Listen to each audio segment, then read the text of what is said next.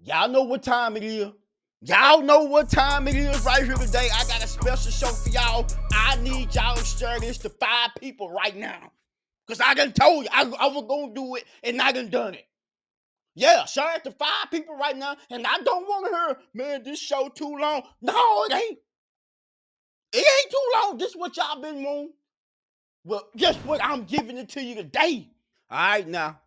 Y'all know what time it is. Y'all know what time it is right here today. I got a special show for y'all. I need y'all to share this to 5 people right now. Because I done told you I was going to do it and I done it. Yeah, share it to 5 people right now. And I don't want to hear, man, this show too long. No, it ain't. It ain't too long. This is what y'all been wanting. Well, guess what? I'm giving it to you today. I'm giving it to you today. I got a legend in the building. Who you got, dog? T.O. Who? T.O. Let's get to it. Today we got a legend in the building. I'm talking about a real legend. I'm talking about a Hall of Famer. I'm talking about one of the greatest trash talkers they ever played a game. I'm talking about T.O. everybody. Everybody give it up for T.O. everybody. Give it up. T.O., how you doing, I gotta fam? give it up for myself too. You know what I mean? For some of How the you doing, haters that big don't dog? want to give it up, I gotta give it up for Hey, myself too. man, you be all, you Nah, I be don't in be some in shit, nothing. You T.O. just think I be in the. You think I be into some shit. I don't be in nothing. Okay. I'm finna show you some shit that you was in. You probably to you it wasn't shit, but to me it was funny as hell. When you posted that video of you and all them white women in that video with now sister in there. They tore Oh, your they ass up in did, them didn't it? comments. Yeah. That was for my clothing line. Yeah.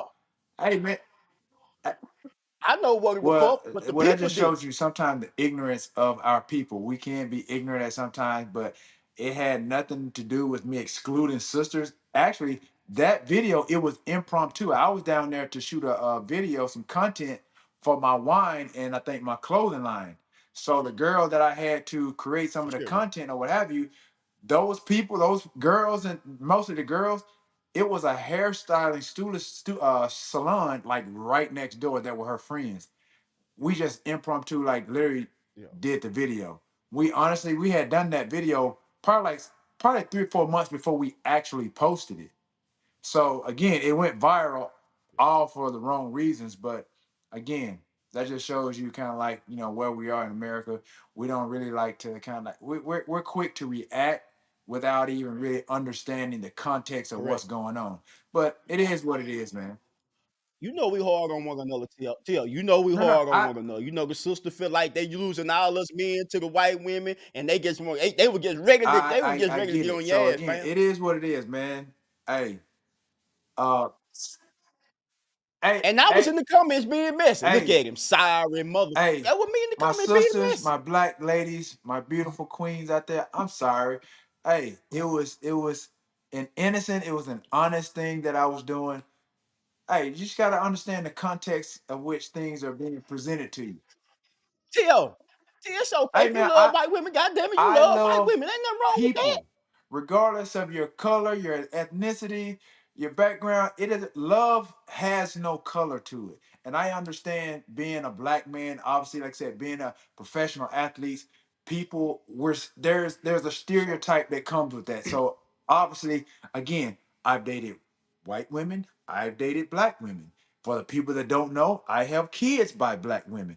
But clearly, people don't Correct. take Yeah, the I know. time to really get that type of information before they start going, commenting and popping off at the mouth, about certain things about my love life, who I like, who I don't like. Why does it even matter? At the end of the day, I like who I like, I love who Because I you a like, celebrity. I love or whatever the case may be. Let me be me. Well, you T.O., baby. I, You a celebrity, man. You know, people I gonna be nosy, fam. You know that. I get it. I'm with you. I respect it. You no just know that's doubt. how the world is, man. They That want to be all in your that is for business. sure. But All it's in your all business. good, man. I ain't But, tripping. but let's get straight to it. But let's get straight to it. Let's get straight to it, T.O. You know, a Hall of Fame wide receiver, had over 1,078 receptions, over 153 touchdowns. But at the end, they say you was a counselor in the locker room. How But did that make you feel, fam?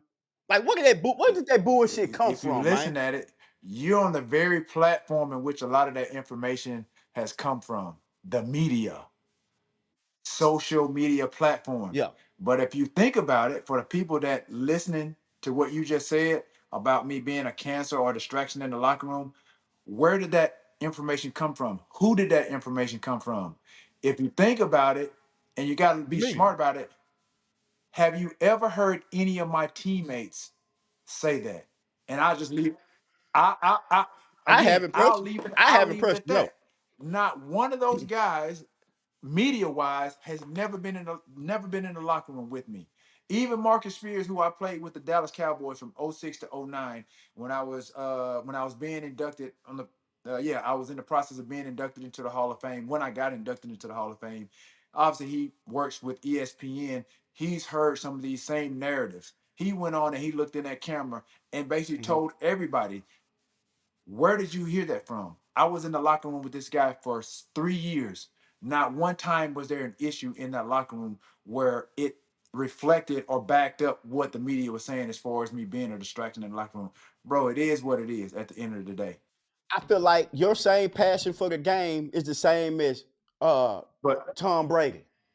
Tom Brady passion doesn't, you know what I'm saying? He didn't get called out on it like you would or Dez Bryant would. Well, I'm just being honest, black players would. Like we live in the world now where I feel like back maybe back then, maybe now, if they were saying that about you, they would particularly mess up your contract of a big contract that you're trying to get when they do these smear campaigns on our, players like that. So that's I guess the way I was looking at it and thinking, because like I know you personally, bro. I know you good people, but I know the younger To that's probably worse than how you is now. Like you wasn't whooping nobody ass in them locker room, fam, when no, they no, got out I've of line. always been a person. Now, if you cross me, then we may have to, throw some hands or anything, something like that. But never really had to do that. I had one incident in Philly with a former teammate Hugh Douglas, but again, we've talked about it, squashed that. But that, Yeah, we that talked was about it. that, man. I grew up, in a household under the roof of a lady named Alice Zine Black. And she basically just told me, like, look, you're not gonna take no butt whippings. If you take a butt whipping, then when you get to the house, you're gonna take one, you're gonna get another butt whipping. But again, at the end of the day, we were taught not to let anybody run over you, not to let anybody disrespect you. And so early on in my career growing up, I was skinny, scrawny, didn't have the lot of strength, didn't have the confidence to combat some of the things that came my way. So I got picked on, teased a lot, namely for being, dark skinned. Dark skinned dudes wasn't in at that time. I got picked on for not being, like I said, I wasn't the most handsome guy growing up.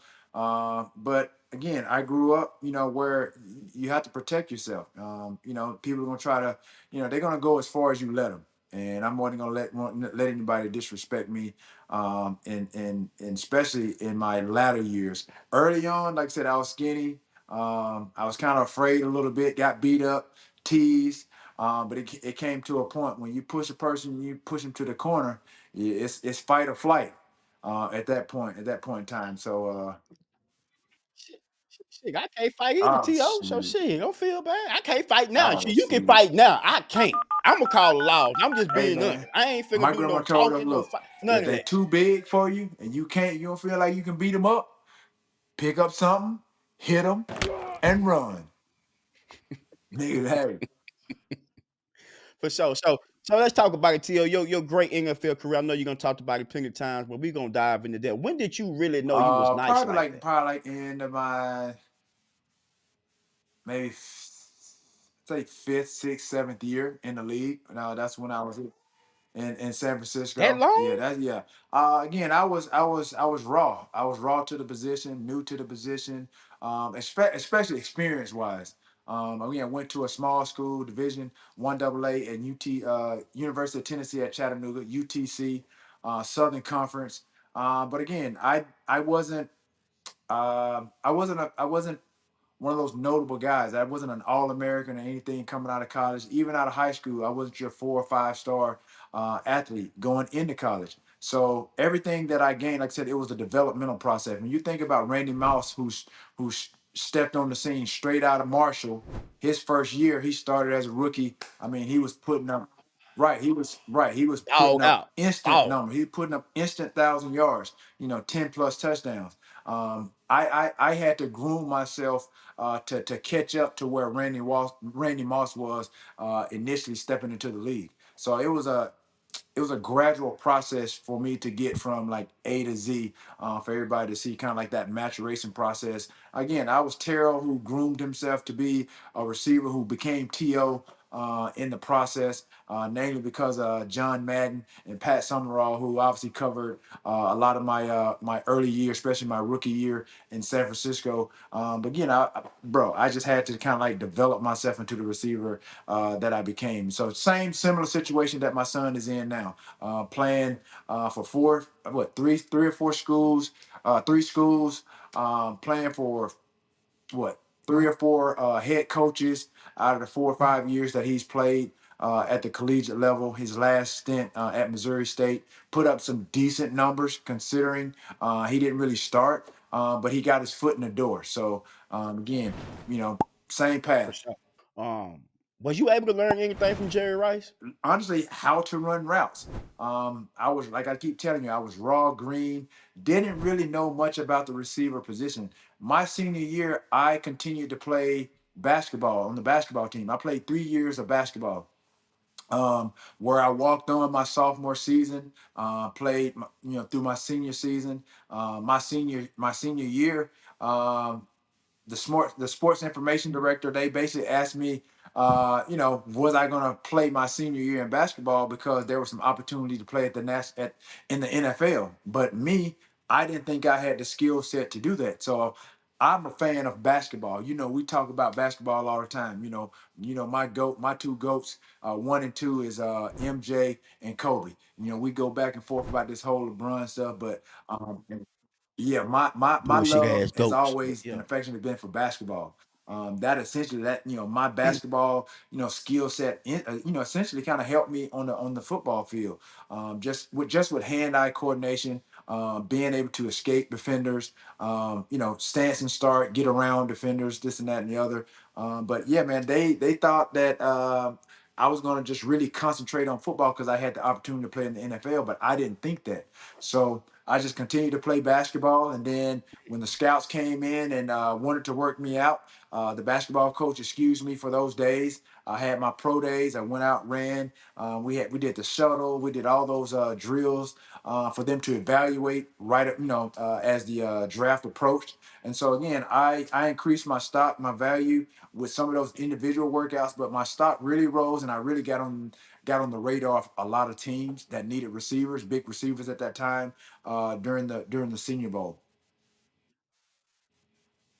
Mm, Yeah, I'm putting you on game. I'm that's educating you. that's And while we yeah, I'm putting you on game. I Yeah, exactly. that's what we here for. That's what we here for you Yeah, can let yeah. bring And us then into TO world, baby. That's right what we next year, that's what the fans this want. summer, I will be shooting my documentary with Prime Amazon. It's going to air next year, 2025, maybe Oh, somewhere oh. prior to next football season or somewhere mid football season. It's going to air. I got a lot of friends, family, coaches, former players, former coaches that's already agreed and committed to the documentary. So a lot of things again that you speculated in the beginning about the whole locker room thing, all of that's going to be put to rest. And it's going to show you how the media really kind of unfairly criticized and characterized me, not only as a player, but as a person as well. We're going to have some credible players and people on that documentary to really show you how really kind of how messed up and corrupt that business is as far as the media is concerned. Do you think that kind of hurt you in the eyes of Oh the yeah, other NFL owners? no, Maybe even absolutely, potential no sponsors? doubt about it. At the end of the day, man, I was raised by two strong women, and my mama and my grandmama. I know right from wrong. I was raised the right way. Again, if I was even half the or smidge of the person that the media has characterized or portrayed throughout the course of my career, don't you think that I would have probably be? I've been out of the league what 14 years now. Don't you think I probably would have been in some type of trouble that would have followed me off the field or outside of football at some point in time? You would think that if that was my character in which they portrayed. But again, God has a way of kind of revealing things, and I've always stayed true to who I am and who I was on and off the football field. And when I was on the football field, I was a different person. I consider myself sort of like one of those Marvel comics or superheroes. When you think of like you think about when you think about the Hulk. You got the Hulk, and then the human version of that, Oh, that's perfect. David Yeah. Banner. You think about Superman, you got Superman, you got Clark Kent. When you think about Spider Man, you got Spider Mm. Man, you got Peter Parker.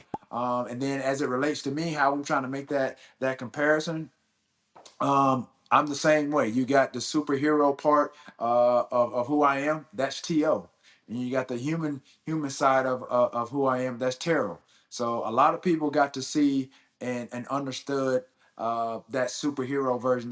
They only know To based on how the media covered me, how they portrayed me, and that's really only the information a lot of people that know of me. That's all they know of me is how the media basically kind of just gave information in regards to me, but they don't know me on off the field. They know me. They know To. They know the To persona. They don't know the off the field persona of Terrell. How you feel about Bronny James right now? When you step on that field and obviously you got cameras and you have so many expectations thrust upon you, you're gonna feel it a little bit. I mean, you've even heard some of the greatest talk about some of the biggest games that they played in. So Bronny hadn't played any big games, but there's some similarities when you're thrust into that limelight. You're thrust into, especially now with so many media outlets, social media platforms. Again, his dad is arguably one of the greatest basketball players to ever live. So now you're trying to not necessarily fill his shoes, but you're trying to live up to some expectations because again, him as Bronny James, he wants to make himself proud. He wants to make his family proud. So again, until he gets comfortable. And really just kind of just block out all the noise. And I saw the interview, online where LeBron said, Bronny doesn't give a fuck. You know what I mean? He said he don't really care about the noise. There's a little bit of, I'm sure there's a little bit of truth to that. But again, we're all human. Human nature, we're all gonna, we all hear what the outside noise is saying. But again, he has to just stay on the path. And once he gets comfortable, once he starts to, feel really comfortable with the system, the guys around him, the coaches that allowed him to just go be free and play, then that's when you're going to see Bronny James. He has to just go out there now and not really try to live up to the expectations of everybody else. Just go out there and play his style of play, and then I think everything will fall into place for him. What do you say to the people who feel like other people are better than him and they ain't get the I chance? mean, that's just how the world works in corporate America. There are a lot of people that go to school, qualify for a number of jobs, and then there are people that because of relationships, because of the family members or whatever that case may be, they leapfrog in front of people that are very qualified for the job. So that's just. I mean, life is unfair sometimes, bro. So at the, I know you get seen where Jalen Brown got caught, pretty much pillow talking, saying that he didn't think Bronny James was a pro, and then he came back out later and tweeted that he felt like he's gonna do good. I don't like that personally. Like, stand on what you said, whether it was in private or public. I mean, he didn't say nothing wrong. He just said he didn't feel like Bronny James was a pro yet, and that he should go to the G League and work on his game. But people trying to make it out to be a right, big thing. It just is. It just is and that you opinion at took the the end of the words day. right out of my mouth. At the end of the day, that's his opinion. Again, some people may frown upon it because he's who he is. Maybe sometimes you shouldn't speak out loud. You should just keep your thoughts to yourself. But it is what it is. Do I feel like he's ready to be playing at that level? Who am I to judge? There's a lot of people that are in the league right now that probably shouldn't be playing. Look at Giannis's brother. Shit, I can play better than nigga. I can play. I probably can play Trash. just as good, if not better than Giannis' brother. But because of that relationship, because of who Giannis is and the power that he has, he's on that squad. Like I said, it happens every day in America. It doesn't matter what type of position or job you may have. Like I said, it happens all the time with owners, CEOs. general managers, managers of different companies, they're gonna hire their family members if they feel that there's a position for them to fill. So it's no different. Do that go on in the NFL Man, now they with the coaches? Do that go on owners in the do it, NFL right now? coaches do it at every level, at every level. You got guys that are in the in different levels, different ranks in basketball, whether it's baseball, football, or whatever the case, and guys just kind of just leapfrog in front of people. You have people that don't even have a lot of experience, and then they jump up to offensive coordinators, or they jump up to defensive coordinators. Then all of a sudden they're head coaches after a year or two of being a graduate assistant. There's really no finite, tier system to where you gradually. Sometimes for some people, you gradually work your way up. Some people do, some people don't. Like I said, because of relationships. Again, there was a guy, Todd Haley, that I got coached by in Dallas. And then he went on to, like, I think Pittsburgh or whatever the case may be. He only got those jobs because of his dad. He wasn't the best receiver coach that I ever had, but he got that job. A few years back, 4 or 5 years back, the guy Joe Judge that was the head coach at the New York Giants. Giants. Who Yeah. who was he? Did he Trash. right? But I know damn body. I right, know, but big he me, got the a job. damn nobody. Again, why? It had to be because of relationships or something. Like, there are so many. I've he was a receiver coach. I know a number of receiver coaches that I've been coached by: Larry Kirksey, Ray Sherman, David Culley. David Culley got a job with the Texans just for a year, but those guys, George Stewart, who was my special teams coach early on in San Francisco. Then he was my receiver coach my last probably like 3 4 years in San Francisco. Definitely could have been a head coach or qualified to be a head coach. If you not if you listen to me correctly, all those guys are black too. That's a problem too. I mean, it's a problem when you got the Rooney Rule. They tell you right Right. there But at it's a the end of damn the day, problem. like I said, sometimes life be life, and it's not fair for us, people of color. So again, I don't see nothing wrong with how LeBron James has positioned himself, put himself, I call it POP, position of power. He put himself in a position of power by what he's done on and off the court of that basketball court. And again, he's afforded his son the opportunity to be on an NBA roster. Do I think it's fair? Yeah. Probably not, because look at some of these guys that have worked their butts off, have dreamed of playing in that, have dreamed to play in the NBA. And again, you compare, last year's 55th pick to this year's 55th pick with Bronny. Look at the pay disparity. You get what I'm saying? So again, I'm not hating on it. Like I said, there's a little bit of give and take you can have with those situations. But again, I'm not mad at it at all. Like I said, it happens every day in white America. Give me your greatest football player of all time. And don't Greatest, bullshit ooh, either. Your greatest. Yeah. And number oh ooh, no, ain't greatest, number one. greatest football player of all Yeah. time. All time. Ugh. Greatest football player of all time.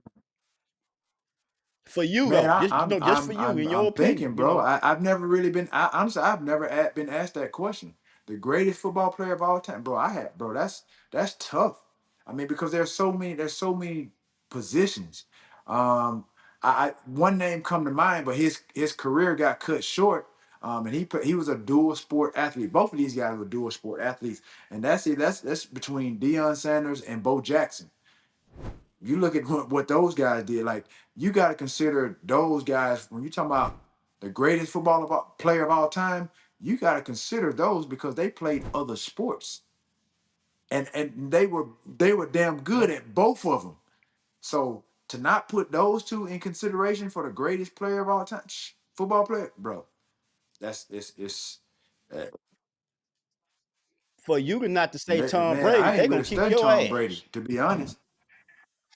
Tom Brady Just joking ignored me, with you, man.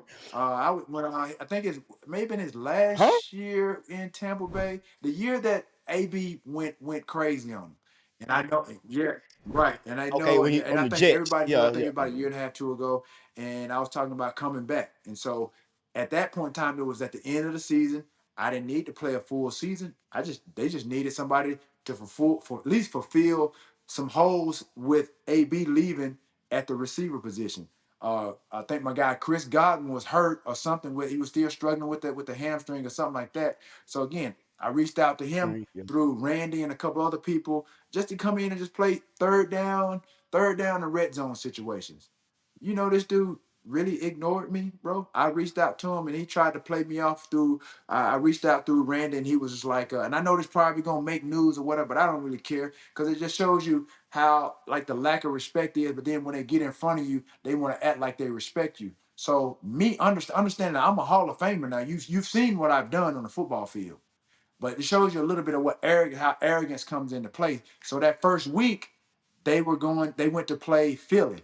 So I reached out to my contact, like, yo, because Tom Brady could have made that happen. He pulled the trigger. I reached out to some people in the Bucs organization, and again, they were pulling their fillers out. I had been working out, showing tape, this and that, what I was doing. And again, I don't need to do anything but play third down in the red zone, bro.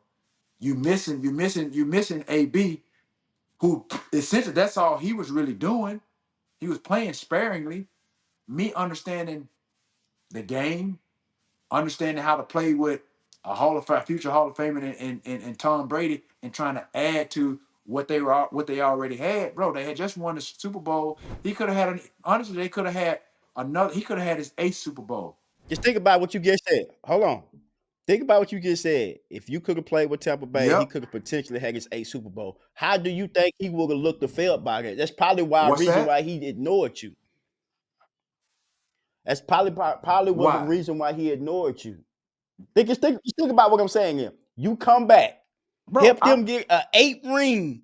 He knows the I'm all. attention gonna be on But you, that's what. Didn't T.O. you just hear what I Not said him. prior to that? I said there's a lot of arrogance, because I guarantee you he thought he could do that, win it without AB. Trust me, because they went to Philly, they beat Correct. Philly, they came back. This was the year. This is the year the Rams. This is the year the Rams won the Super Bowl. They came back and they played the Rams at Right back home. I to think they Stafford. were getting whacked, mollywopped in the first half, and then they end up coming back to make the game close, but they came up short. So that's where I'm telling you, that's where I would have added value to at least help probably win that game, and then he's on a path to win his eighth Super Bowl. But hey, bro, it is what it is. Trust me. I know I reached out. I had people to reach out. He knew that I could have possibly helped him. But again, it is what it is, bro.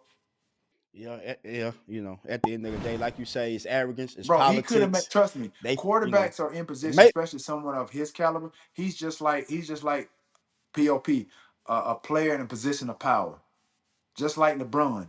If he really wanted me, bro, like he could have made that happen. Speaking of quarterbacks, give me your top three quarterbacks that you Play ever played with. Steve Young, Ryan Fitzpatrick, and The Magic Man. I'm gonna go, I'm gonna go, I'm gonna go, I'm gonna go. Even though he got me up out of Dallas, him and Whitney and Garrett, I'm gonna go. I'm I'm You gonna, I'm better gonna not go. say it. You better not say it. I'm gonna go You gonna Romo. put Romo I'm gonna over go Romo. McNabb? No. Bro, trust me. Trash. When you talk about fundamentals of the game, does McNabb have a stronger arm than Romo? Yeah, absolutely. But when you talk about Yep. fundamentals, accuracy, uh, both of them being able to make plays outside of the pocket with their feet, bro. Again, I was on path to do a lot of great things in Philly with with McNabb, but I accomplished a Yeah. lot in a short amount of time in those three years with Romo as well. I played with a number of quarterbacks to know that the skill set and the ability of quarterbacks. And again, when you talk about like ball placement, accuracy, reading defenses, just really just dissecting and putting the ball where it has to be, whether it's with zip, a little bit of touch. Romo possessed a lot of that. And again, there's a number of players that's been on the receiving ends of some of Donovan's passes or what have you. Bro, trust me, he wasn't the most accurate and the uh, most I guess quarterback, the best quarterback with touch when needed. How did Romo prepare you for, before games, and how did McNabb prepare you before a game? What's the difference? No, What was their both are intellect smart at the end of the individuals. day? They didn't prepare. My coaches and my individual preparation prepared me for games. It was up to myself to prepare myself for games and my receiver coaches. As far as the overall goal of what we were trying to accomplish, we all knew what was at stake. We understood the defensive schemes that we prepared ourselves against. We understood the mismatches, and it was all about, okay, well, which quarterback possesses and understands the defenses most to take and make the most out of those mismatches. Again, like I said, I played in 21 games in Philadelphia, and I had 20 touchdowns, bro. In 3 years with Dallas, with the Dallas Cowboys, I had 38. I had 38 touchdowns. So I was scoring touchdowns at a high clip, bro. And it was to a point to where, honestly, when I stepped on the field, I felt unstoppable. It wasn't really anything that really could stop me but myself. So Darrell Yeah, but there were Reeves never times. I stopped mean, you. when you look at those statistics, you'll bring them up. Yeah, it could be miscued in the sense where it looks like, okay, well, he stopped me. But again, there are times during the course of the game that I was open. I had him beat, but I had him Oh, he beat, just but didn't I get the didn't ball. get the ball. And then there are times like, again, the down and distance, it dictated where the ball was probably going to go, and he was smart enough to know that. And again, it was either bad throws or very contested defended passes. So not taking away nothing from him, but I've scored on Darrell Revis before. But again, if you look at right, Oh, but if you look at the you stole on games everybody. again, break down the tape, there are times that I was open. Quarterback didn't make the right read. I didn't get the ball. So it looks like, okay, well, I only caught like 2 or 3 balls for X amount of yards. So he shut us down. What about the wrong reads of the QB when I was open and I didn't get the ball. Those are things that those are How I does mean, that make you bro, it's feel just though it's when it's you good knowing for you? it's good for football talk. It's good. No, no, that's not what I'm saying. I'm talking about you working your ass off. You ain't been getting the ball, but now when you are open, you're Hey, not hey getting it. man, How does that hey, make you that's feel? That's part of what the I'm game. saying. It's almost like being a basketball player. You're open and you shoot a shot and you don't make it. What can you do about it? Those are just it's what I call it missed opportunities.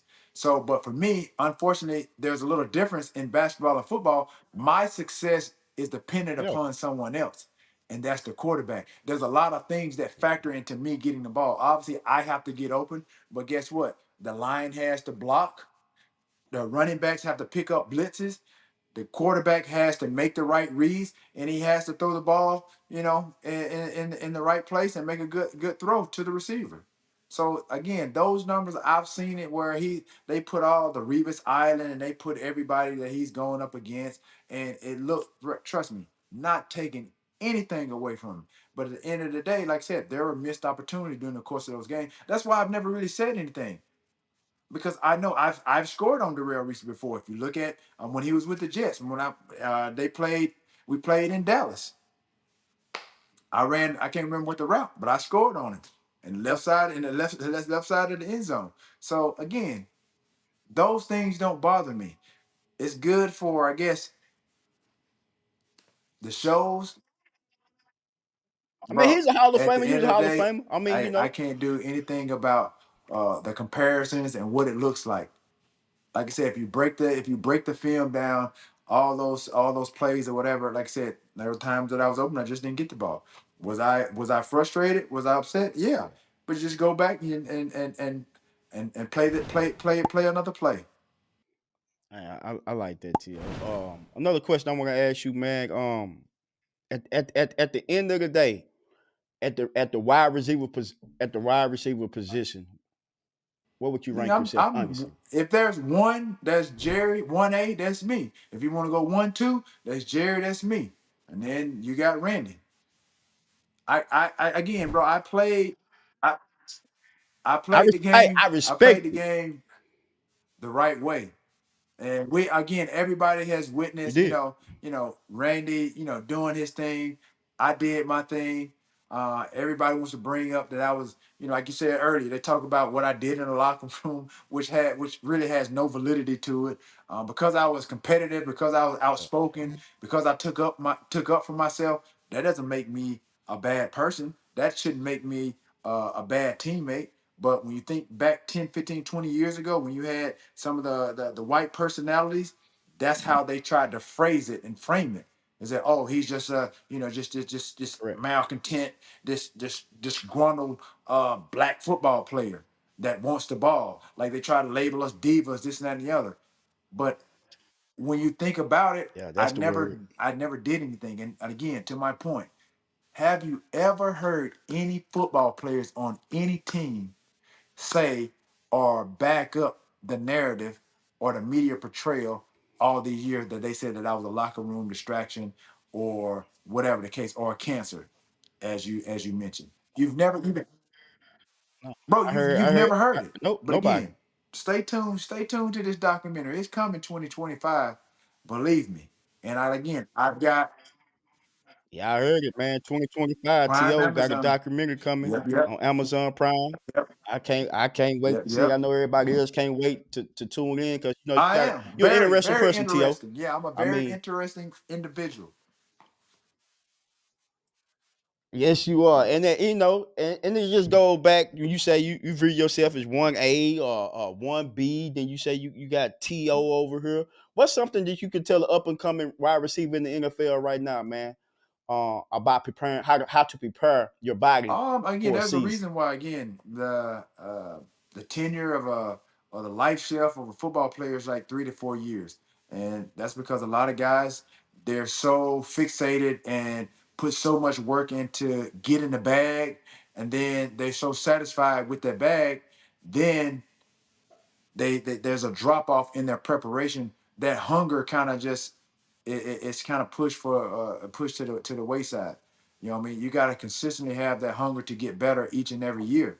And it's the same way in basketball. When you look at some of these guys that have so many expectations, so much potential, either from your peers, the organization, the expectations are so high. For me, I didn't have that, but I still thought I had the ability to be one of the best in the league. So I was a realist in a sense to where I said to myself, look, I'm not as good as I know that I should be or I can be, but if I keep continuing to work and put myself in a position to do so, things are paying out for me. And that's essentially what happened. I always talk about how I describe my career and I describe how I got to be a Hall of Famer. And it's 3 words: desire, dedication, and discipline. Everybody has a desire to be or do something in life, but we all have mentors, we all have barometers or people that we use as barometers of barometers of success in whatever profession that may be, whether it's swimming, basketball, tennis, football, whatever it is. We all have people that have played this game before us, that they have set the standard and like, oh man, I want to be like that person. I saw that person in Jerry Rice. I didn't really know who Jerry Rice was till like my junior year in college, because I didn't follow football like that. I knew who Michael Jordan, I knew who the Pistons and all these guys Mm. were before I knew any really professional football player. But being drafted to the Niners in the third round, 89th pick, I saw what greatness was. I saw what I should be. I wasn't there in my first 3 or 4 years, but I continued to work, and I had the right people around me to push me. In addition to your preparation, as far as how you train, whether it's weights, whatever the case may be, nutrition became a big part of my life and my lifestyle, especially football. Those things kind of go hand in hand. Um, Typically, like I said, in high school, you start out, you're lifting weights. College, at the college level, you're doing the same things. But once I started to really take care of my body and really nutritionally put myself in a place, and I'm like, okay, well, after my third year, I found a personal trainer in Buddy Prim. He basically taught me how to kind of take care of my body from a nutrition standpoint, eating 3 or 4, 5 meals a day. Protein, understanding how your muscles are breaking down when you lift weights, needing the proper rest. Sleep deprivation is really key. It's really high when it comes to a lot of athletes because we feel like we're invincible. We can go on little to no energy, or no sleep at all. But Y'all used to party I mean, before during the game? course of the week, my first 3 years, I drank a little bit. I'm not a big drinker, but I used to go out on Thursday night, whatever. And then shoot, Friday was our light day. Shoot, everybody, if you drank on Thursday, whatever, come in Friday, light day. Everybody was in the steam room trying to sweat it out or whatever the case may be. But at the same time, when you're getting in that steam room, what you're doing, yeah, you may be sweating it out. You may be sweating that alcohol out, but you're sweating out the fluids that you need on game day. So you're dehydrating your body. So if you don't recuperate or rehydrate, then you're set. That's a recipe for disaster. Disaster because that's when people start pulling, having these soft tissue injuries such as groins, hamstrings, all these type of things that come up during the course of the year, and you wonder like, oh man, this guy always having hamstring issues. It's either because he's not properly hydrating or he's drinking a lot during the course of the season and not putting in enough fluids to replace the alcohol. So all those things, man, that's what made Was me you who I was, man. Number one, I took into account and I was receptive to the guys or the people that came into my circle that wanted me to be better and strive for me to be better. And that's what I did because I know I didn't know everything. I was like, again, I didn't think I was going to play beyond the collegiate level, but I listened to everybody that came my way. God bless me, bro. I ain't gonna tell you. Like you always think about, you talk about your grandmama praying for you, your mama praying for you, people in the church praying for you. Bro, I praying honestly, bro, family, I man? made it because I'm sure, bro, there was a lot of prayers answered. With a lot of people praying for me that I probably didn't know about. So, for me to not really know what I was embarking upon, and then obviously to reach the level of success, it wasn't by accident. Of course, I had to put in the work, which is like I said, my desire, my dedication. But when you think about discipline, that last D, when you think about every sport, there's only a handful of great athletes. When you think about basketball, there's only a handful every year in different eras. Why like it's not a whole lot of great athletes. You probably got like maybe 5 to 8 good players, but your top five is considered your great athletes in every sport. For me, in my position, I'm in that top 3 to 5. When you look at basketball, you probably got your top five. America probably has their top five. But what makes them great? The ones that really stand out are your LeBrons, your Kobe's, and your MJ's. What makes them so great? And your Steph, desire, number one, all of them have a desire. Dedication, they did that. Discipline is what separates the great from the good. And that's why when you think about football as it relates to football, just think about how many football players it is in America. There's thousands of good football players, but there's only a handful of great ones. And discipline is what really separates it. A lot of kids, a lot of people, they talk about being great. They want the reward of being great, but they don't want to put in that work that's required to be great. They want to cut some corners here and there. The great ones don't really, you've heard about them. They don't cut corners. Did you ever have Did sex before I? games? We had, because we had curfew. We wasn't like basketball, but where we didn't we Shit, we didn't I've been have getting in we trouble. didn't have we didn't have the freedom to not have curfew before games.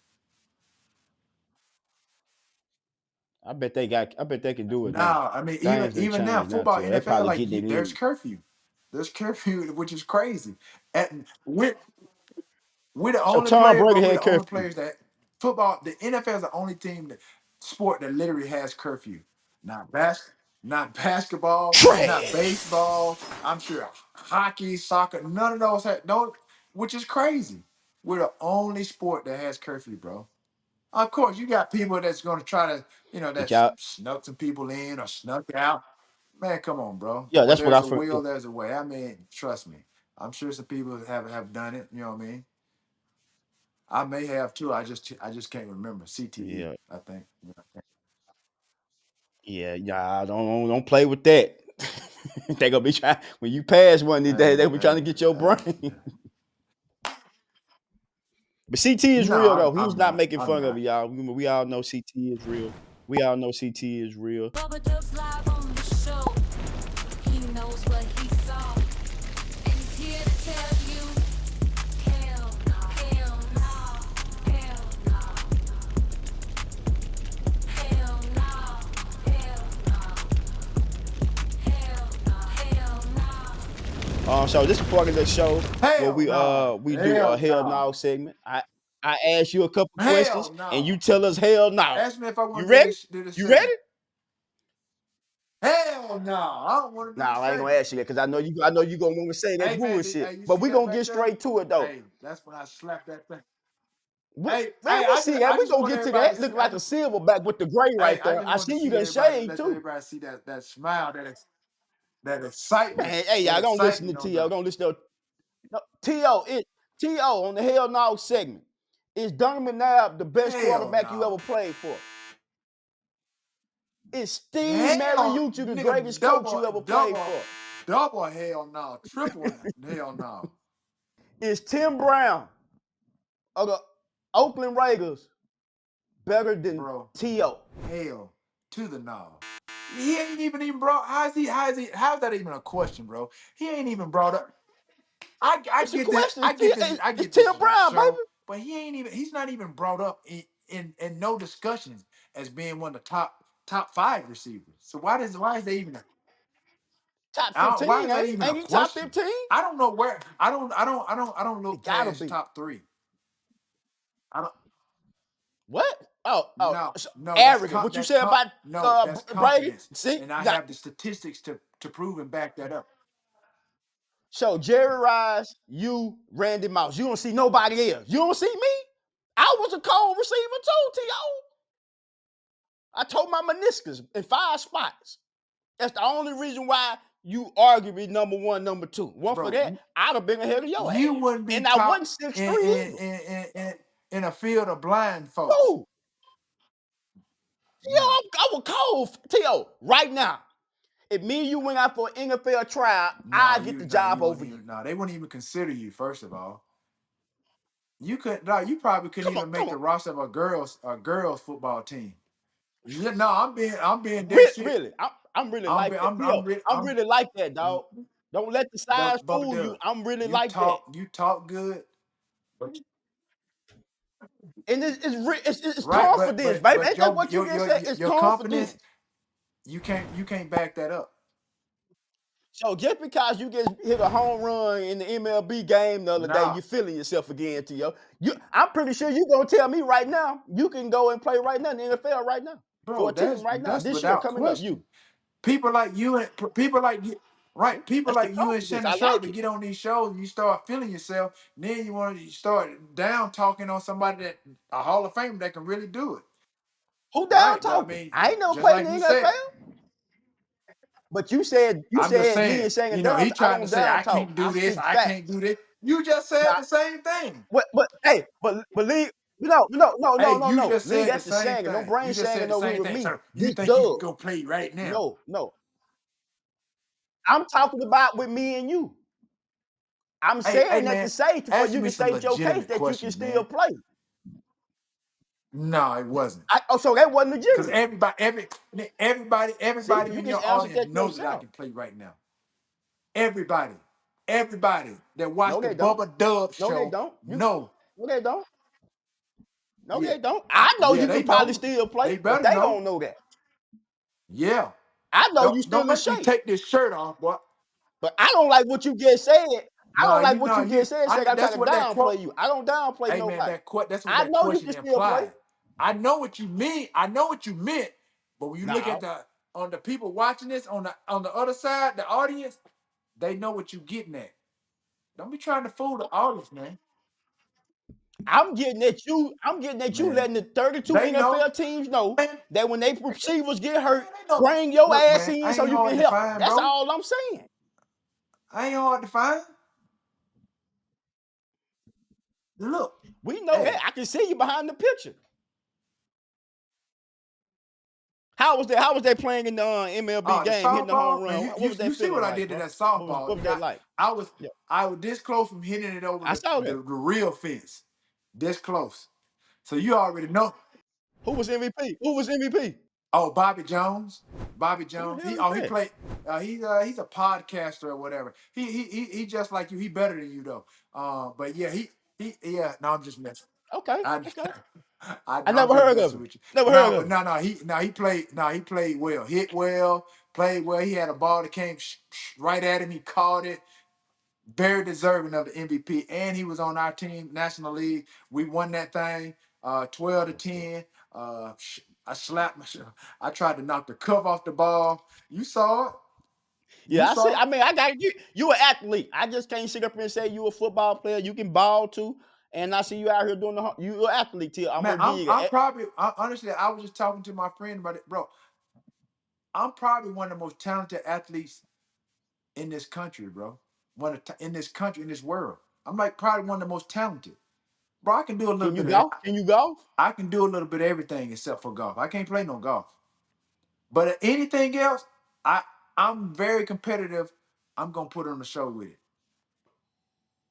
I'm I give you telling you, that. from I give you that. pickleball, bowling, softball.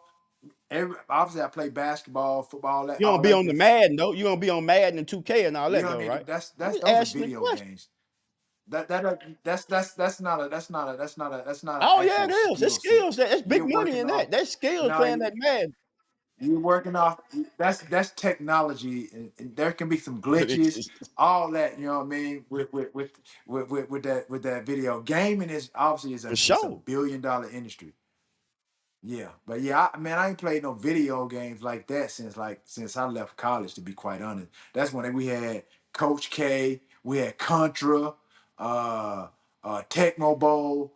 Those are like some of the when the graphics and the technology wasn't as great as it is now, where you really have like the 3D We ain't gonna movement, say no name, but is all any that stuff. players you ever played with and you was like, I see why you gonna play.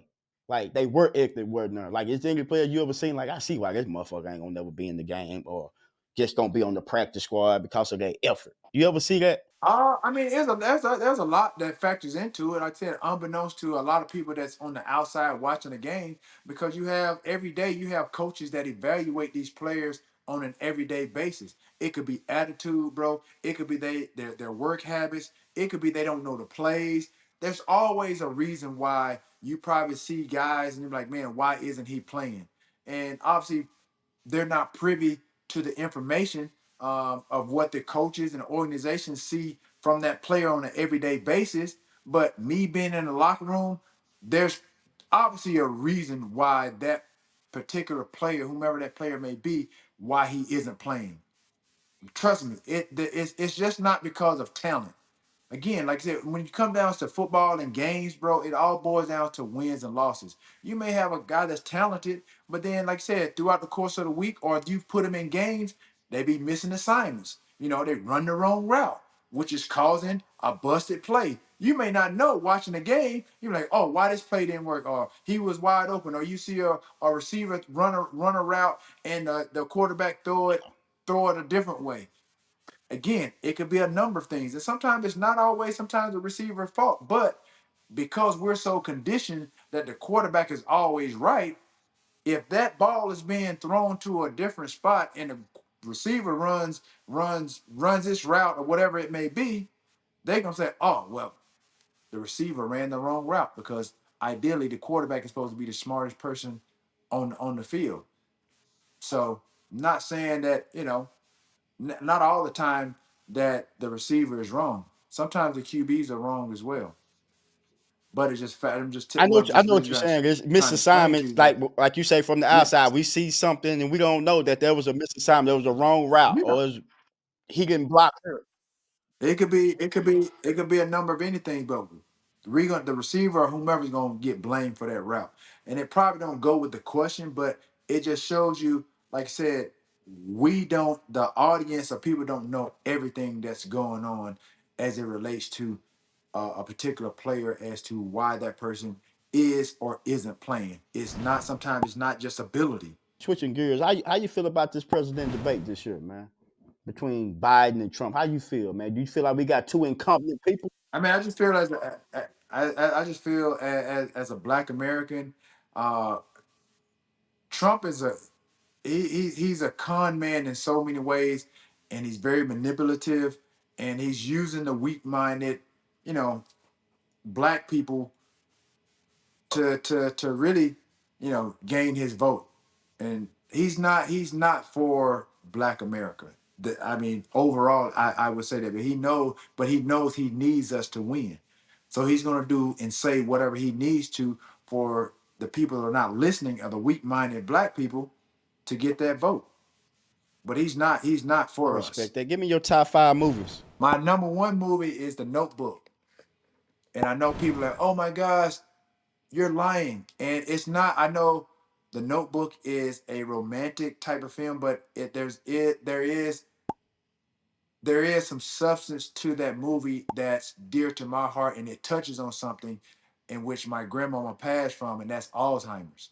So it's not just the romantic, storyline of it. It touches on Alzheimer's, whom I've been an advocate for, and been on many boards with a number of teams that I played for. I'm very involved with the Alzheimer's Association, so that's why it's one of my top films. And honestly, like anything that Denzel in, shit, it could be 2 through 5, to be quite honest, because that dude there, he can act.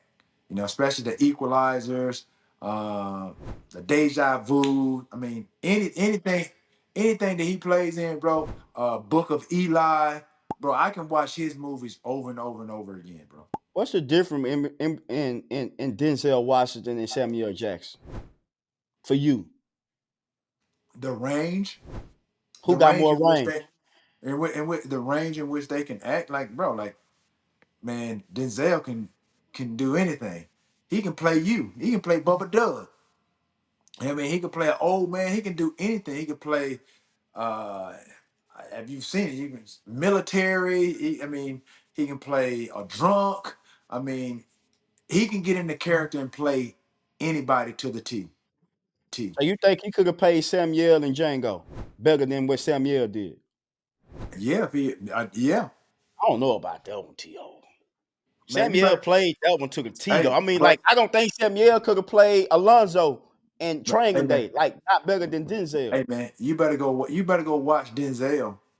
No, You better go. Denzel's that guy. I love him. All But right, then Samuel's that guy, too. what? I'm not. I never said he wasn't that guy. You just said of the two, who I Yeah, I think. know. I'm gonna go I'm with just talking Denzel. about roles. So I'm saying for me, Denzel could have played Gator in Jungle Fever. Hey, and again, maybe that wasn't the role for Denzel, but you're asking me, do I think he could have played Yeah, it? yeah, correct. Absolutely. If there wasn't a Samuel Jackson, and he had to audition for that role or whatever, Denzel could have done that. But was that the role for him at that particular time? Who knows? Did he audition for that role? I don't know. But you can't go wrong. Both of those No, guys you are can't go wrong. they hellified actors. Hellified. You can't go wrong on neither one of them. Nah, for sure. Your top 5 rappers. Be honest, yo. Biggie, Tupac, Ice Cube. I like Two Okay. Chains. Okay, you got one more. 2 Chainz. Yeah, nigga, Two Chains, nigga from the A, niggas. You already know what it is. Man, you already. All right, who else? You got one more. Man, I don't care what you say. Nah, I rock with Titty Boy. I rock with 2 Chainz, fam. Kendrick Lamar is hard too. Kendrick Lamar. And then, like I Okay, said, that's your. that's a No, number I ain't. lyrical. I know. We know that. I just want your top J. 5. That's Cole, all. all those guys, man. No Look, Drake. man. My top 5 I just named. Like I said, that's me. Everybody's entitled to their opinion. I just named. I didn't know I was gonna get asked that question. So off the dome, those are mine. Hey, this your lineup, man. Can't nobody get mad about who you picked and who you want to rock with. You said Tupac, so I'm good now. You ever listen to Tupac before games or Biggie before games or Oh, I Woman? listen. I listened to Tupac before during my pro days, before my workouts. Dear Mama. That's special. I can notice you keep saying them two women, your mom and your grandmother. Oh I can tell man, they were bro. real influential. I Man, mean, shit. I influential mean in your that life. And I was put in a position, and I saw the opportunity that I had, not knowing that I was gonna have those opportunities. So for me, like, you don't get these opportunities; they don't come by every day. So the fact that I was put in that position and I had an opportunity to make it to the league, even though, like I said, I didn't I didn't quit basketball so I could totally focus on it, because I wasn't 100% all in with football.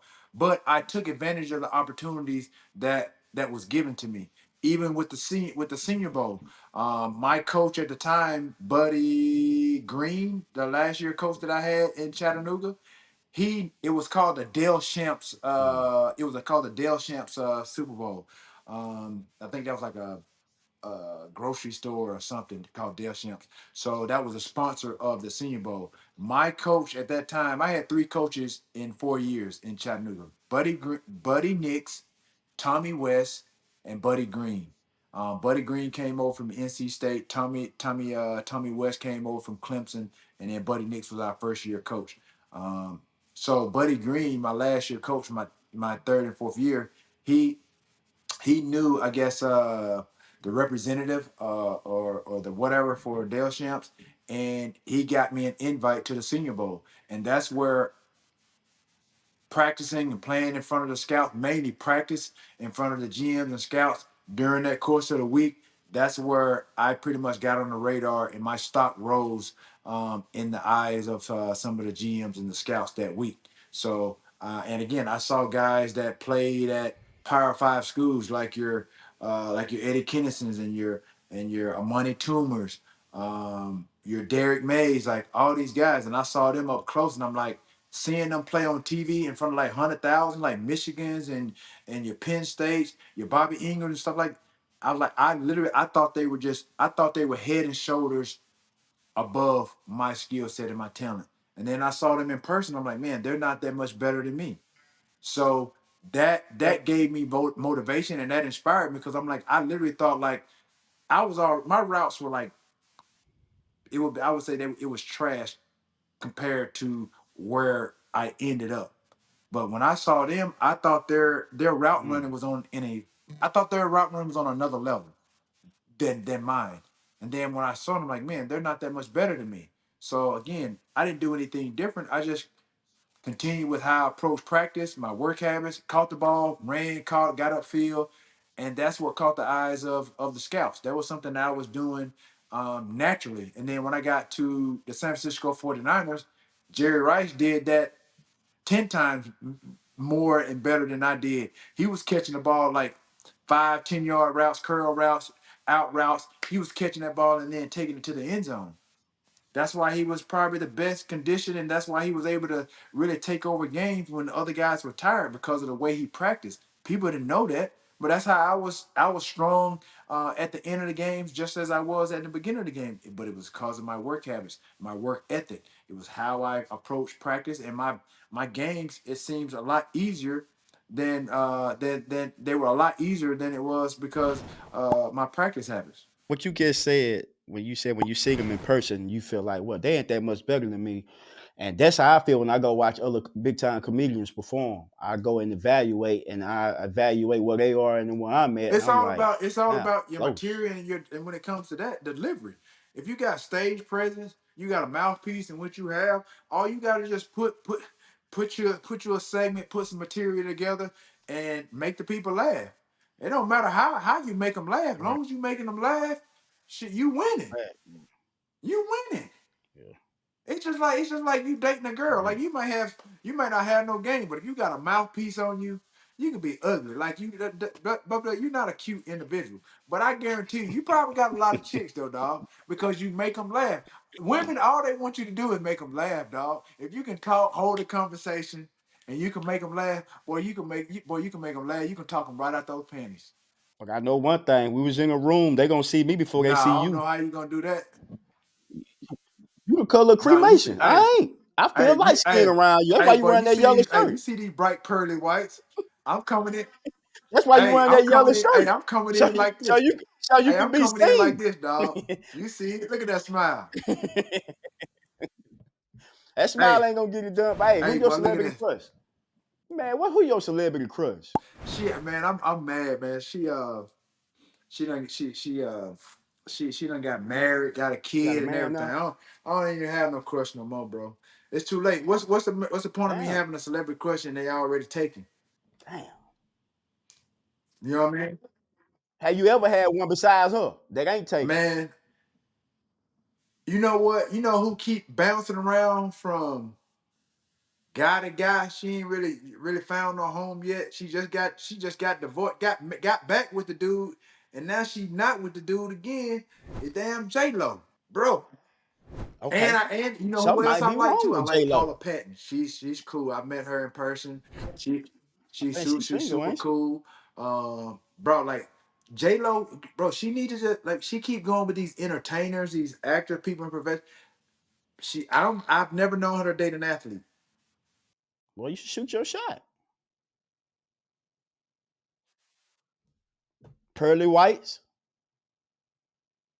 You should shoot your shot. Everybody else been failing. Maybe somebody can win. You ever go on a date where you let the woman pay? If they insist on it, but I mean I always go into it, you know, thinking I'm gonna pay for the meal, but some women insist on like, oh, because they know, like, they just figure we're always paying for it, and they just want to, you know, want them to put themselves in a position like, oh, I can pay for this, blah blah blah. I'm not opposed to it, but I don't go into it thinking that they're gonna pay for it. What's the most expensive meal you can pay for on a date? Probably about 400 and some, about $400. Depends on the Oh, that ain't bad. depending on the restaurant. You know what I mean? Some of these steak restaurants or whatever, by the time you order steak, they buy like 65. Then you order drinks, they buy drinks damn near $25. Then you got dessert. You know what I mean? You drink a couple of drinks, two drinks each. That's you at $100. Then if you order like I said, sea bass, like I'm a seafood eater. Every now and then I'll do steak or what have you. Then like I said, you tack on the gratuity and all that, bro. You 300, 400, you 300, 400, you flirt with 500s. Okay, so if you spend the 3, 4, 500, do you expect to get something Nah, I that just night? go with the flow. I do. You I just shit. go You with the better than flow. If me. it flows that way, there's really no expectations for me. Shit, ain't no blow. Ain't no Now, shit. It's an expectation. again, Shit. it depends on the individual. Like if it depends on what you're going on a date for. If that's what you want to, You know what I'm going on it for. I ain't going just to yeah, eat. I'm going to get a hey, treat. it depends on what you're going on a date for. If you're going on a date to eat and then dessert later, or you gonna have your dessert. So you gonna have Damn your right. dessert at the table or your dessert later. I might. I might just have it on the way Hey, home. so Shit, on the ride so ride again, if home. that's how you feel, and that's what your approach is, then hey, if that's those are your expectations, but I try not to put no expectations on anything because you have to when you align your expectations with reality, boy, you're gonna be disappointed. Because the reality, you may I ain't not been get no, disappointed so yet. you're gonna be disappointed. Because if you set your expectations too high, bro, but this is the deal. This I've had no expectations, and I probably have gotten some more so because of that approach than me going into like, oh, okay, we going to dinner. I'm about to smash. Hey, you ever took a honey pack, fam? Who? Honey pack. Yeah, those things. I've had a honey pack. Man, I done put those things in my tea just sitting on that. Hey, like it was real honey. I done put it in some tea to Damn replace right. to replace the honey. And it worked. Does it work? And it do you and Bro, it worked. does it? I got 6 months supply Does it? right Hey, now. I'm gonna shoot you my address, homeboy. Hey, this show sponsored by Honey Pack. Roy, what you got? You need you It need to finna get them be. to sponsor your It finna show. be. It Yeah, finna be. but send me some though. Man. Don't be asking. You BSing now. No, I got you. Real talk. I'm the guy. you ain't got no I'm the supply hey, like that. yo, I'm the honey tag. I'm the You ain't got king no around supply here. like that. When that when they go to these stores and they find them empty, they call me. They know I already know went in there. I got to have them. Look, I'm saying I got I done built up in my system now. I got to have it. I can't sleep with my girl without it Oh man, you because she depending gonna know. upon now. You can't do She that, gonna dog. know. She gonna know Doc, I'm regular. But when I'm with that, when I'm with the 100 pack, I'm supreme. hey She man, know the difference. you you So you gonna become immune. You ain't gonna be working after a while, boy. You gonna be going to get a penile implant. I you ain't gonna you can't be that. Don't do that too much, but you ain't gonna be working after a while. hey man, it make me feel like Superman to you. Like how you say you be on the field and like the hook. That's how it make me feel. That's the only time I feel like I'm an athlete when I'm in there with her. I'm Man, I'm A1. handsome, dog. I'm I'm looking at A1. this monitor, boy. Nigga, I'm handsome, boy. Boy, Dog, stop. did you see the skin? How the skin? Shoot your shot at J Lo right Hey, now. Shoot your hey, shot at J Lo right now. Terrell hold Owens, on. shoot your But you shot at see, J Lo. this my skin. Tip, stay out Hold of this, on, P man. Diddy. Let me get my old promo going on. You see my me skin, my me skincare. That's my skincare coming out. Yeah, we Hey, see it, you T.O. see that skin? Hey, that's why I look so good, Nope. boy. I look younger than you, boy. Hey, Never. I look younger than you, dog. Dog, Never. I look younger Never. and I look better than you, boy. Yeah. Never. You might got the NFL going for you, but you ain't got nothing else. You might be a Hall of Famer on the field, but everywhere else, I'm the GOAT. Do you know how crazy you sound? If I Hey, I'm so the GOAT. why I'm on this show then if I ain't got nothing else going for me? Why I'm on your I ain't say you can have nothing going. I say you might be an NFL Hall of Yeah. Famer. But when it comes to everything else, You over said I here ain't with got nothing me. else going for me. No. I ain't talking about, and you know what I'm talking about. Man, shut up, T.O. Hey Stop man, all that, J man. Lo Know and exactly what I'm talking T.O. about. There you go. J Shoot your Lo shot and right T.O. now. J-Lo, T.O. said, what's Hey, up? J He's Lo and single. You T.O. single. Let's Let's go. mingle. I don't think you can handle. Huh? I don't think you can handle J-Lo, man. She might be too much for you, T.O. It can't be too much for her. What you talking about? I can't She can't be too much Man, for me. them big She shoes can't to be too fill. much for You me. going behind P. Diddy. You going behind P. Diddy, Ben Affleck, Wesley Snipes. Now he blacker than both of us. Nah, nah, man, ain't got nothing on T though. They ain't got nothing on me. She ain't had no T.O. though. She ain't had T.O. though. Once you want to get married. What's that? What if You she down for yeah. that? Yeah, What? if she want to get married, I'm open to that. Bro, look, man, you just gotta. I don't know what's going on, why her relationships aren't working. Yeah, she's with A Rod too. I don't know. Again, I don't know what the deal is. Like I said, Man, A-Rod was hey man, juicy. look, Talk about no A-Rod. maybe if we talk and we get a chance to connect, maybe I can ask her, kind of like what the deal is, and then all you gotta do is kind of just figure out what these dudes were doing wrong, and then you kind of rectify those situations. But I'm gonna be myself. You know what I mean? Maybe she just hadn't had anybody that just truly be themselves, but something is not right in those relationships. Cause I mean, she keeps And bouncing around to different guys or what, it huh? could be her. It could be I her. know that's what I'm saying. It could be her again, just like Kim Kardashian. Kim Kardashian, she done been with she been with you. Would you Who date her? would I date Kim? Kim. I would. You know what? I probably would consider that. You know what I mean? I probably would consider it. I never. She hit you on one of them late nights and like pop up. Would you pop up? I never thought about it though. Again, I don't even know. Like Oh, I for said, real? I don't even like I said with the guys that she dated. There's a reason why she's still single. Something is not. Something is not connecting. There's something that's either she's looking for that these guys are not providing. They ain't using that honey pack. Shit, that's what's Whatever the missing. case, Shit. maybe she's looking for happiness in all the wrong places. Maybe she's looking for nub in all the wrong places. But again, she's Yeah. had a number of guys because you got to figure at some point, like I said, it could be her. It can't be all these guys because she's again. Like last I heard, she was linked with OBJ. I don't know what's going on with that. So Yeah. Nah, he left. Nah, he left her. They I broke didn't. I up. mean, did it even? Were Yeah. they even together for to be broken up? All I heard was they were rumored to be together. Nah, he was with her. He was with her for a couple of months. He Damn, was that's. with her. I mean, That's for sure. man, man, I don't know. Man. But they go on though, like from the world I'm from, we look up to them celebrities, man, and we like, man, I want her. But man, she been passed around though, Man, dog. but if You you know what I'm think saying? about Like, every girl that you probably date or you've I guess encountered or and if you actually get into a relationship, they've all been with somebody. They may not have been in the public eye, but they probably have had a track record of a number of regular guys, as it is, as it is with guys that are in the limelight. Everybody, bro, do- does that everybody bother has you? Does that bother everybody has you? had somebody. But they gonna so they Bro, wouldn't stop bro, you from. everybody has had Okay, somebody. okay. Trust me. We've all been recycled at some point. We've all been recycled.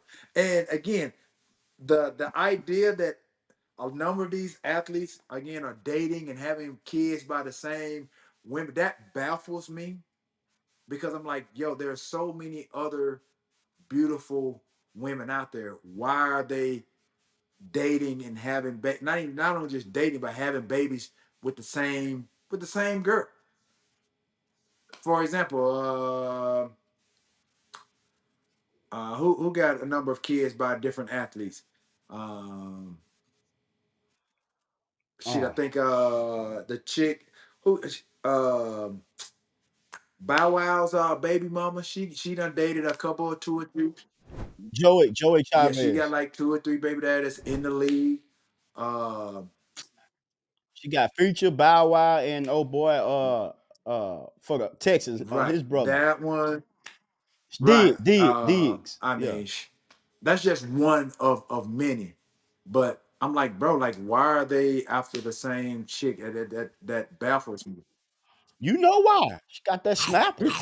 bro. She, she got that Bro, snapper, T.O. shit, That's why. shit, they must be on that honey pack too. Hey, Doug, they must be on that honey pack too. Cause bro, For that hey, one, I don't blame him. something is not right, bro. Something is not right. That's crazy. Yeah, something right. Something right with Huh? her. Something right with her though. So with so much going on in the world right now, who would you give trash of the day to? No matter what it is, what would you give trash of the day to Shit, today? Donald Trump. Nigga, that nigga is trash. Straight trash. Bro, honestly, man, being an adult, bro, and I've never really been into politics, but as I've gotten older, it's hard not to, it's hard to ignore, and it's hard not to recognize like really how politics is so corrupt, and it's just like this, bro. Like if the world gets in the wrong hands, like this could be a sad place to live, bro. Like literally. For I some know that's people, what I'm it saying. is. But even as people that are well off or well to do, like it still could be a sad place to live. And just that, and I'm being mindful of those that are not even in the position that we're in. So if you should just think about how they may feel, like honestly, bro, like if the world gets put in the wrong hands, basically, like again, he's using us to get his vote. Like he does not really care about us, bro. Cause he knows, like I said, we make up a large part of this, a part of America, bro. Like, and he needs us, and he's manipulated a number of us black people to follow him and endorse him. Like, look at Amber Rose. Like, bro, this is wild to me. Like the fact that again, like some of his policies and just things that are gonna affect women. Like, how is she even? How can she even get down with some of the things that are gonna directly affect black women in a negative way? Outside of everything else, and I don't really get into all the Yeah. political things or what have you, but just some of the main things such as that, like healthcare and all this stuff, bro. It's unbelievable, bro. So if you ever was president, what would change? What would you push, or what would you try I if you mean, was I'm president? trying to find a way to just have some equality across the board with everything, bro. Like you we want to establish ourselves as one of the strongest countries in America. Like, I don't know if we can really say that we are at this point. I think it's Again, China. so again, to that's what you want to do. You want to be able to reestablish, like, people should fear America. They don't really fear us anymore. And then there's Mm, so much divide with white and black, bro. It's just it's correct, correct. unreal. And being a growing up uh, as a black American, bro, it's like, you know that racism exists, but at the end of the day, bro, it's like we all live in this world together. Like, we should be able to live harmoniously. You know what I mean? And we know that it's gonna that's But sometimes it don't even be the white people, bro. It be that our too. own I color. mean, yeah, yeah, we're our own worst enemy in certain situations, for sure. We're quick, you know. Just think about just uh from a standpoint of just business. Like, we're quick to support a white business and make that company to uh making millions and billions of dollars, but somebody black can do something the same, if not of equal value or quality, and they won't even support it. Just look at some of the name brands Yeah, that are out there. Again, I yeah, could do it, you could do it, you could put out something just as nice or whatever, but because it doesn't possess the name of some of a designer or what have you, we're not going to support it. But as soon as somebody white yeah. put their name on something, oh, they go spend hundreds and hundreds and thousands of dollars on it. But if we put the same product or equal value or quality product out there, they're not going to support it because what is it? Because it doesn't have the name, it doesn't have the same cachet. Why? I mean, I've lately, bro, probably in the last probably like 10 years or so, I've been more so now. If I see a black business, I go purchase something just to support. They might not even know it, you know what I mean? But I'll do that because Yeah, I know we need to support us in order to really like get to another level. But we all a don't level. think like that.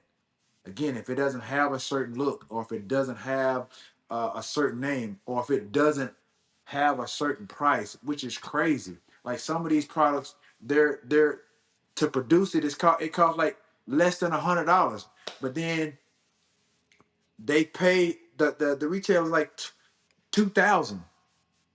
Do you know how much a price increase that is, Yeah, yeah. bro? That's how much profit that is. And, Like, it costs 50, $75, $100 to make, and they tag on put on a price of it 2,500, 3,000. Nigga, we'll go buy it. yeah. I can go do the same thing, put a product out there. Like, I got a candle line. My candles are like $63, bro. What's your candle Loft line? 81 Home. Y'all heard Loft .com. 81 But home. Go get it. but my Go my get it. candles are quality. It's made up with all the right ingredients. 63 bucks. But they go to Barnes and Nobles, or not Barnes and Nobles, Barney's, or Macy's, Gucci. or Neiman Marcus. They'll go pay $100 for those candles, but they'll look for a discount. Like, man, your candles are too much. I, we're just as comparable. Our prices are just as comparable to things that less than on the market, Yeah. and they smell good, and they nice. But I could have used some when we had that storm down here in H-Town. oh man, I shit, We you had no should. power. Hey, we'll get you. I get you some, man. All you gotta let me know, man. Just let me know. Nah, I'm gonna buy some, man. I'm gonna buy some. We gonna support, man. Loft81home.com. And then, like I said, if you want to look good like me on your next few shows, hey, I got that skincare line coming out, boy. Me skincare, you see it. Got that, hey, that exfoliate, that face scrub, and then that serum, that oil, bro. Boy, Yeah. hey, they gonna be like, damn, Bubba Dub, what you doing? They gonna say I'm bleaching my Nah, nah, nah, skin, stop, man. stop. No. I'm gonna Stop, use it stop. though. And no, trust me, it ain't gonna be none of that. And the reason I got into it, Ain't gonna because when I grew up, being outside, exposed to the sun, I didn't really know nothing. But we weren't trying to take care of our skin. We know about moisturizing our skin. We didn't really take too much time to understand what sunscreen was for. We just thought sunscreen was for white people. You know what I mean? Shit, that's I did. I ain't gonna shit. even That lie. shit was Facts. that we could benefit from sunscreen for sure. And Okay. I was going out there swimming, exposing myself to the sun, skin dry, cracked up, all that.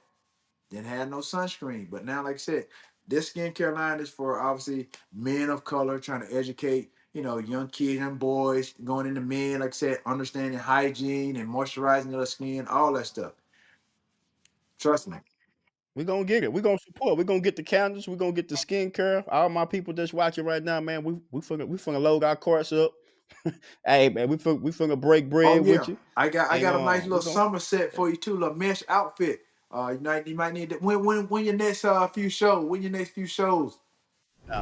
2 weeks. I'm gonna be in the Bay Area. I'm gonna be out there in Pleasanton, California, at Tommy T's. Oh, okay. What That'd be perfect for me. what size you wear? I'm medium. I'm gonna get you a couple of my outfits, man. I need you. I need. I'm gonna rock it, and I'm gonna rock Oh it on yeah, the show. it's it mesh outfit, little nice little top. Yeah, little shirt matching. Oh, trust me, you gonna like that, Bubba Dub. So I'm gonna get the outfit. I'm gonna get the Oh yeah, skincare, and I'm gonna get the man, you gonna be candles. set. Boy, you gonna be I'm gonna, set, boy. You gonna be. all right, before I let you get up out before I let you get up out of here, To, going back to the NFL, let's pick it back, man. What would you consider your best year? What year would you consider your best Probably year when I that you was in had? Philly. I told you I played in before I got suspended. They didn't bring me back. I played a year and 7 games in Philadelphia. I played in 21 games, bro. I had 20 touchdowns. So, bro, I was scoring like touchdown a game, bro. Like that's that's how it that's how elite I was, and that's the level that I was on, bro. That like when I stepped on the field, it didn't matter. Like Champ Bailey was supposed to be one of the top corners around that time. Bobby Taylor, all the bro. None of them they couldn't see me, bro. Trust me, they could not see me. And this coming from this Bobby coming Taylor. from Yep. I this remember coming from him. a third round draft pick, third round 89 pick Talk your shit, from To. UT Talk your Chattanooga shit. out of Alexander City, Alabama, that was barely even recruited, wasn't a 4 or 5 star coming out of high school. And bro, nigga, I was like that. Trust me, like that. You was. And I mean, that's why you're in the Hall of Fame now, because you was like that. We're gonna give up what they say about you. That's bullshit. That's propaganda bullshit. That shit didn't work. You still a Hall of Famer. Should have been a first round ballot Yep. Hall of Famer. That's bullshit. Like, and that needs to be addressed in the NFL from the people, whoever that's what I'm saying, that's able to vote. It's Oh bullshit, yeah. because you got to think about, because they like other people be having influence on other people. I'm just being honest. Well, I know you have a problem with him, so I ain't gonna vote him in this time. That's bullshit. If a man numbers is his numbers, he should be in the first round Hall of Fame, Oh, no doubt. regardless. But that's why I did what I did, because at the end of the day, man, if like I was telling you when we first started this, when you was talking about when I was talking about my grandmama like allowing people to disrespect you, they will disrespect you. They will do whatever you allow them to do. And so I wasn't going to continue to allow those people at the Hall of Fame, Pro Football Hall of Fame, to really disrespect what I did for the game.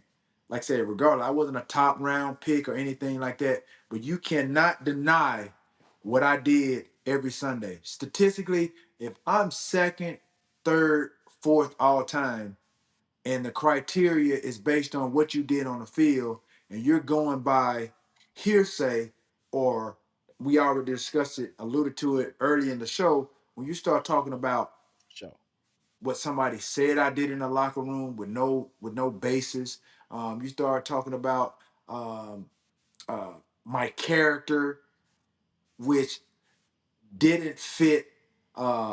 anything that I was doing on the football field, then you're going outside of the scope of really what the Hall of Fame is truly about, and that's your skill set. What did that individual do in between the lines? And when you start bringing up character, then truly do some research and some fact checking on who that person, that individual is. Because again, I will tell you and I will say, and I will ask you, who, how many players have you ever heard back or the narrative that I was that type of athlete in or that type of person in the locker room? Nobody has said that. It's all based on media personnel who I guess have anonymous sources. But at the end of the day, you're not going to be 100% liked by everybody in the locker room. Hell no. Everybody Right. ain't gonna like So you. Hell no. those few people shouldn't speak for the majority of the locker room. So that shouldn't have any bearing or any factor into how you may vote or feel about me as a football player, because that has no relevancy, none whatsoever. So again, when I was nominated in 2016, I didn't make it. And then 2017 came about, and everybody was for sure that I was gonna make it, and I didn't make it then. I was off the Hall of Fame then. They can't do nothing for bro. That's a wrap. My kids, the only way I go to the Hall of Fame, other than like I said, I went 3 years ago when my teammate Brian Young went in, and he personally asked me, and he said it would mean a lot to him if I came. That's the only time I've been back to the Hall of Fame, was that I was there to support him. Outside of that, they will never see me there on my own accord unless one of my kids or my kids want to go there. Other than that, they disrespected me, and they disrespected my family. And on top of that, how and who raised me, they disrespected her. So on the strength of that, they can't do nothing for me. Nothing. I respect it, brother. I really do, man. We appreciate you for stopping by the Bubba Dub show, man, over here on the volume, man, for sharing knowledge with us, talking shit, laughing. We appreciate you, T.O., the man, the legend, the Hall of Yes, Famer, sir. arguably number one, number two, however you want to put him in there, you can't put him past four. I tell you that right now. Top. Thank you so much for stopping by, man. You've been a good friend to me as well. You know, we love each other. We're gonna talk shit. That's what we do. We got more other things that come in besides the 100 packs. Hey man, you But think I'm lying, man? Don't. I'm gonna call you out, Bubba Dub. I'm Bubba Dub, I'm serious. gonna call you I'm out, bro. serious, man. I'm Bro, saying. don't come sending me no 2 and 3 little honey packs either, Bubba Dub. If you don't send me no package, bro, I'm gonna call you out, bro. Tio, Tio, you ain't humping like that, dog. You ain't doing like Don't them worry, young don't days, worry. bro. You know See, you that's what I'm talking. you ain't doing it. I can't. I can send you about 20 of them. Then So you you ought to you be worried good. about the wrong thing, Bubba Dub. I'm just saying, I need But them. you said you got a bunch of. You said you had a stash. That's I'm what you said. running through 'em. I'll be in the hospital tomorrow. I'm running through them. Hey man. I ever took one and did nothing happen. Oh, who you? I took one. Oh, I ain't got no babysitter. I was hot. Oh yeah, yo. See, that's what I'm saying. See that's what I'm saying. You went to dinner. You went to dinner. Think you about to get some, and ain't that happening. See, that's what happened. Wasted a good 100 pack Oh on man, that's nothing. gotta be the worst, boy. That gotta be the worst, boy. It Woo, was. woo. You put 15 of them five sisters to work, boy, that night. Go, going down through there. Oh man, that's messed up, man.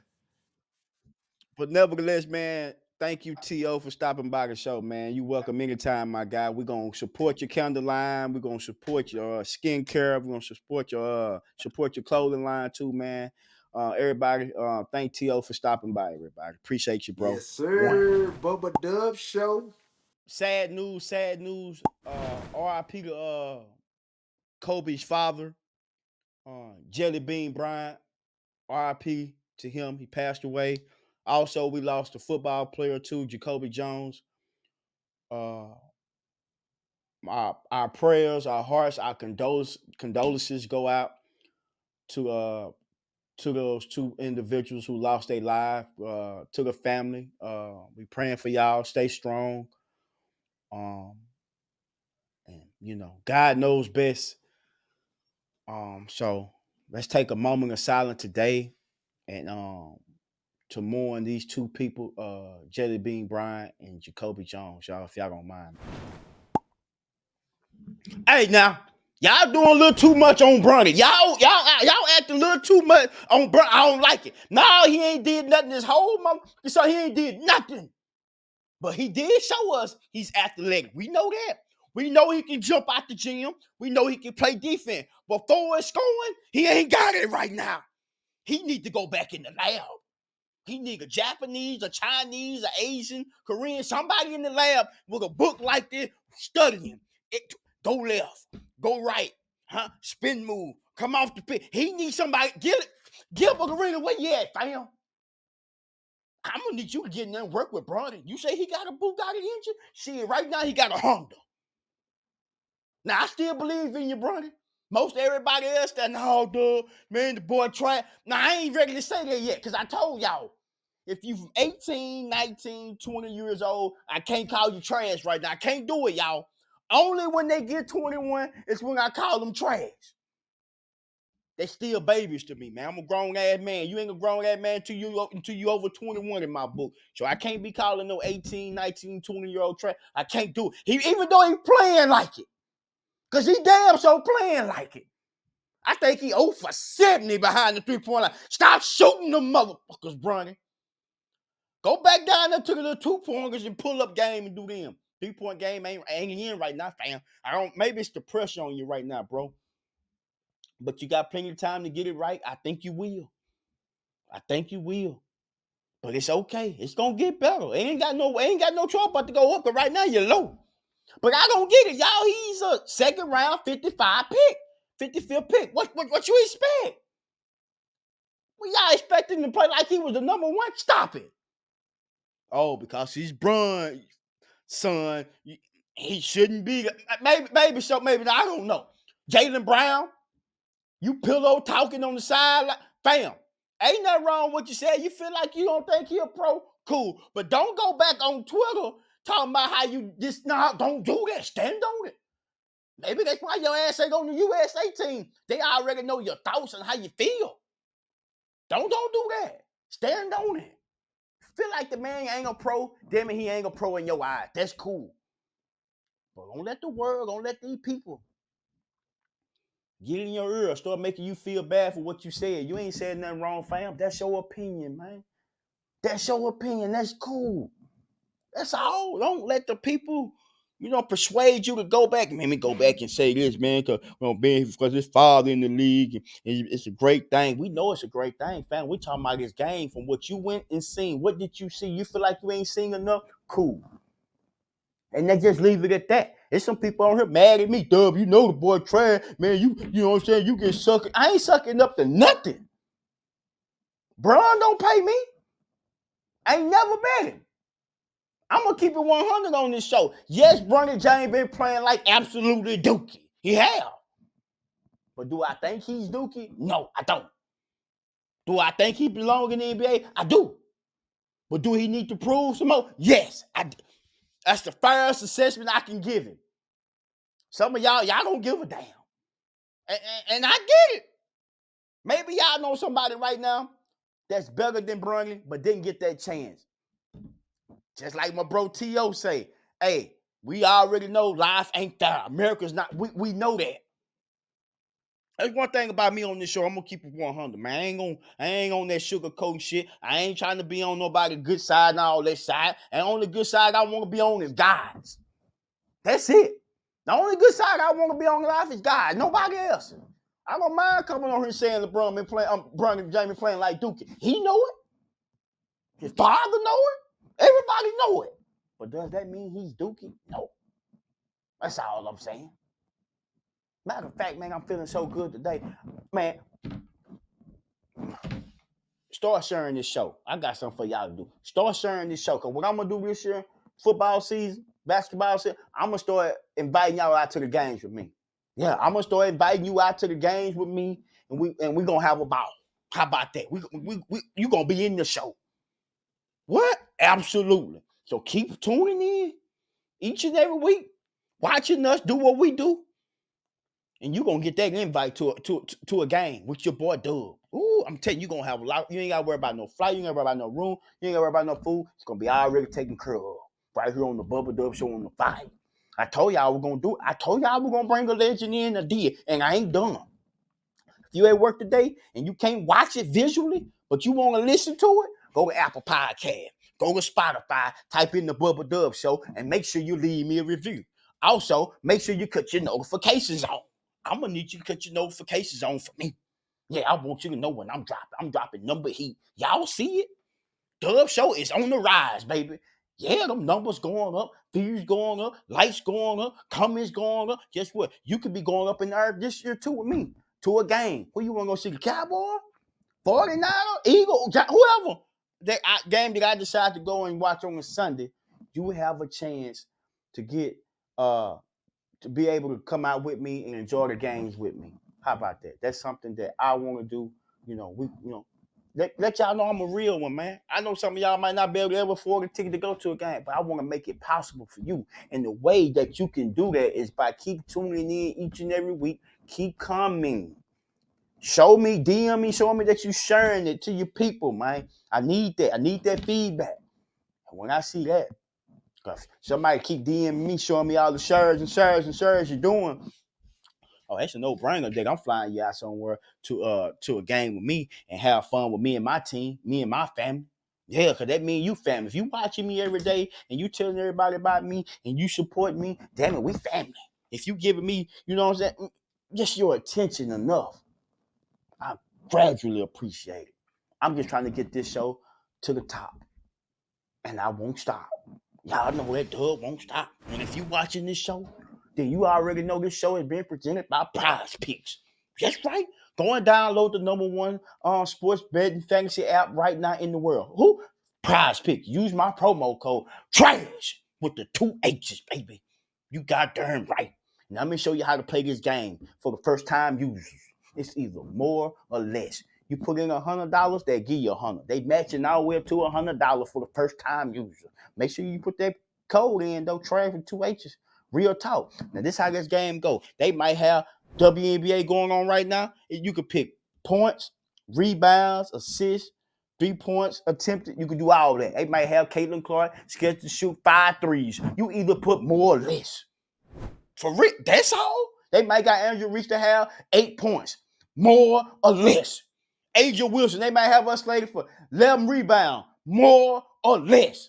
That's all. More or less. Ain't nothing else to it. Only way you gonna win on PrizePicks if you don't play. But damn it, if you gonna play, you better type in my promo code TRASH. Damn. So you can win big. That's right. Telling y'all some real shit going on right now, man. I told y'all if y'all ain't been watching baseball, you better tune in. Shuey Attorney for the Dodgers, cold. Damn, one of the best pitchers in the game and one of the best hitters in the game. Do you understand what I'm saying? You a pitcher throwing the ball like, I'm talking about 102 miles an hour, throwing the ball like Randy Johnson, but hitting it like Barry Bonds from Japan. If I'm a Major League Baseball coach, owner, I'm going to Japan. I'm on the first flight to Japan right now to go find me one of them. Magic Johnson got heels. Attorney making, for 10 years, they got a $700 million contract and he's worth every penny. I'm going to a damn baseball game. I don't give a damn. Y'all telling me Bryce Harper, the best player, and ain't.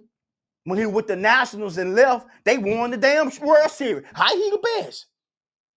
Now that guy, Jordan Alvarez for the Astro, cold. That's a bad motherfucker. If you ask me, Jordan Alvarez for the Astro, a bad mother. I don't know too much about baseball, but I'm about to find out. I'm about to learn. I'm pulling up to the game. So if y'all like baseball, damn it, you got a chance to pull up with me too. Let's go get some popcorn and some hot dogs. You can have a hot dog. I don't do blizzards. But guess what? We gonna be there drinking beer, eating popcorn, nacho, talking noise. Damn, I want to know who the best pitcher in the game. Somebody right now let me know who the best pitcher in the game. And I want to let you know they ain't better than Attorney. Jet Li, Jackie Chan. Boy, they rolling over in sushi rolls right now. Excited. They excited right now. I told you I'm on fire. I ain't playing. I told you I'm gonna step my game up, motherfucker. I'm gonna step my game up. My freaky bulldog done had puppies. She got Selton. Come here. Early Christmas present for me. Look, my dog got my dog in the middle of the living room. Come here. I put my keys in my baby mama out for my dog. I ain't lying.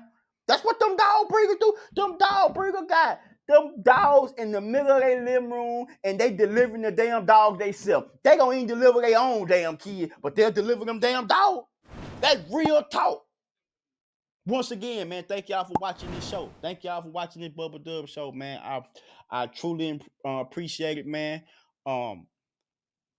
Just keep watching, man, cause we're gonna keep growing. You gonna keep growing.